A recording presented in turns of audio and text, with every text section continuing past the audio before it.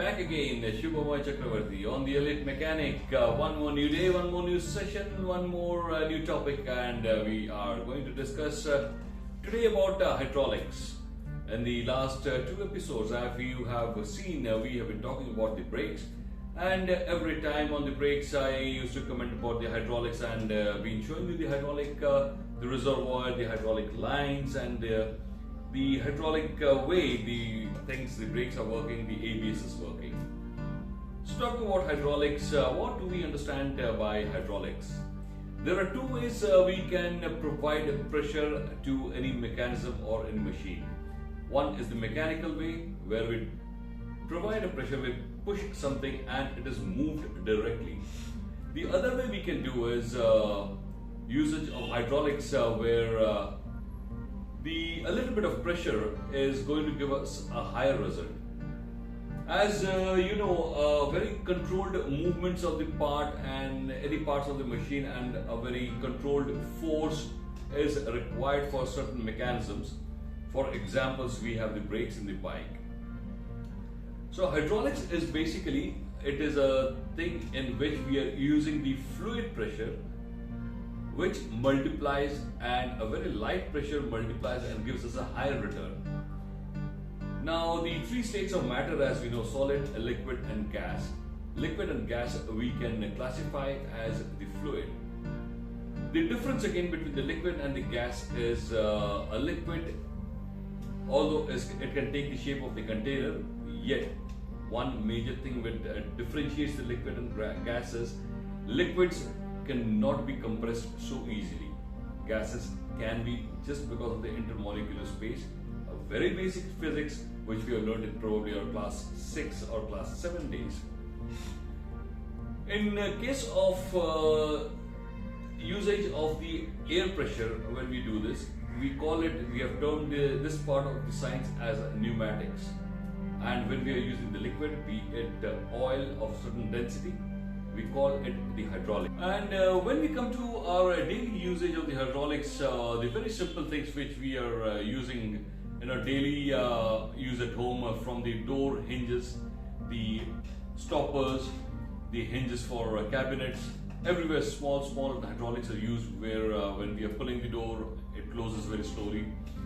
So hydraulics usage is there in every phase of our life.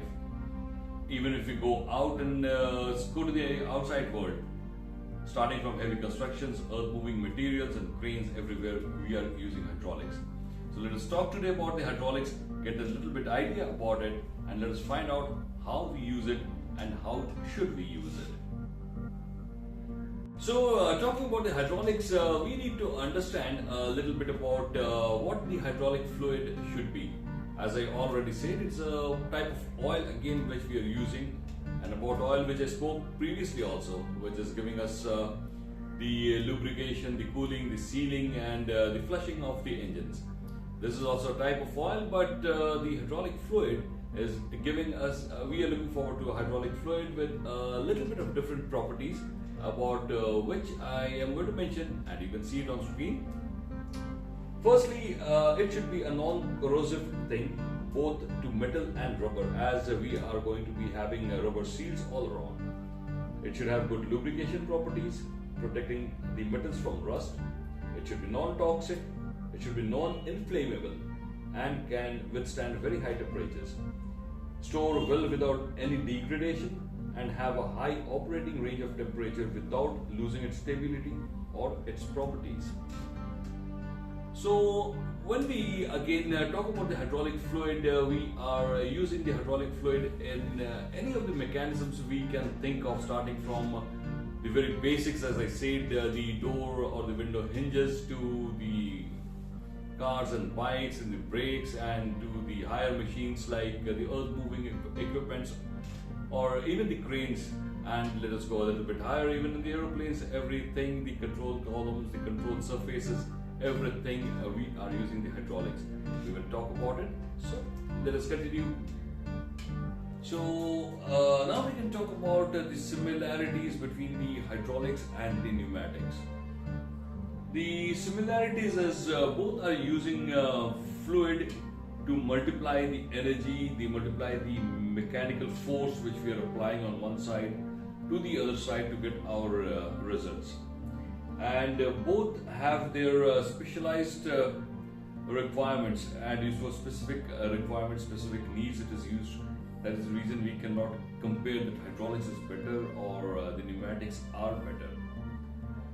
Now, going back to hydraulics again, let us talk a little bit, good to know, as I say, a few details about the system we have in the aeroplanes. Mainly today we have flying in the air are two types of aeroplanes which are manufactured by a Boeing company, and the other is the Airbus company. Both are different machines doing the same thing, different courses of action, different methods of operation. Now on screen I will be showing you the hydraulic systems in the Boeing aircraft. As you can see now, the hydraulic in the Boeing is having three big cylinders, which is classified as System A, System B, and the standby system.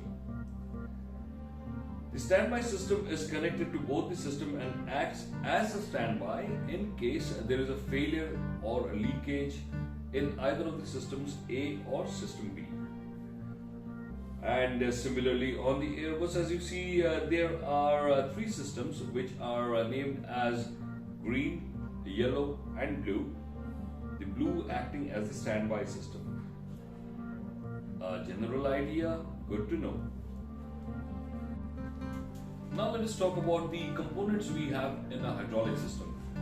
All the components what we have in the hydraulic system coming up on screen, just have a look at it. The first thing we should be having is a movable piston. Second, a storage tank having the hydraulic fluid. Third, a filter. Fourth, an electric motor. Fifth, an hydraulic pump driven by the engine. Next will be a pressure control valve. Next, a leak-proof seals and closed piping. Next should be a direction control valve, and finally an accumulator. Now when we talk about all the components, we are ideally talking about a fully equipped hydraulic system which we usually do not have in all our vehicles.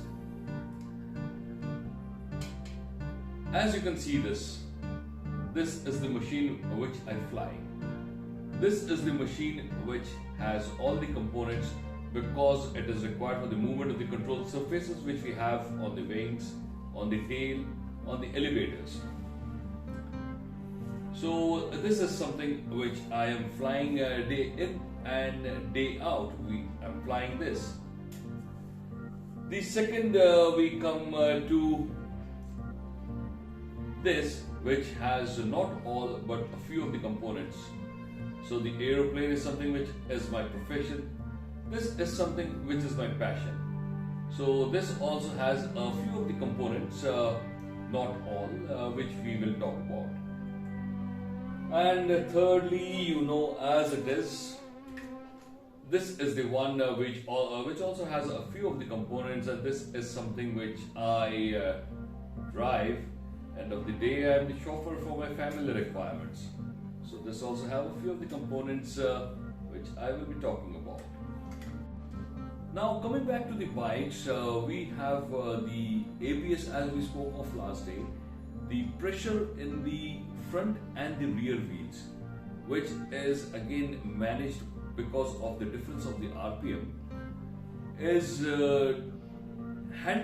managed by the chip by either pushing in the calipers, pushing in the pistons and putting the brake pressure more, or releasing of the pressure, which is increasing the RPM of the wheels.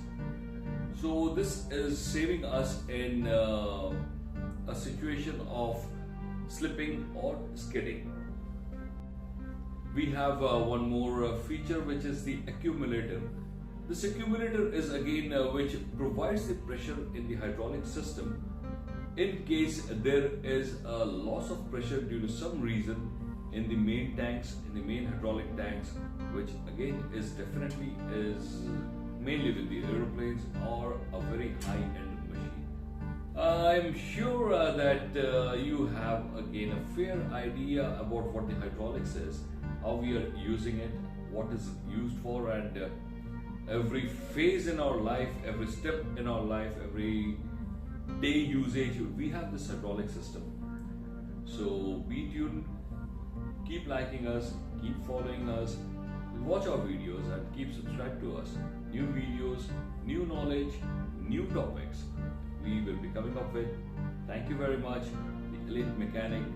Goodbye for today. Bye bye.